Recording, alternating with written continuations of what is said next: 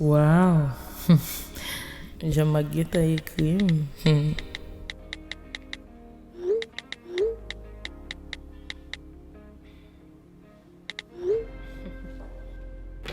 Timo sogam na kwaza Jean-Marc.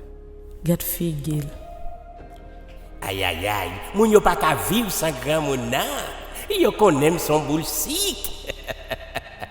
Ti douce, yon douce, yon chaud. Yon douce, yon chaud.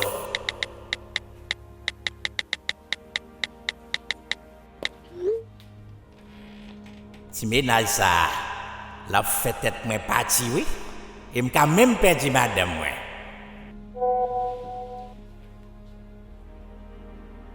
Oui.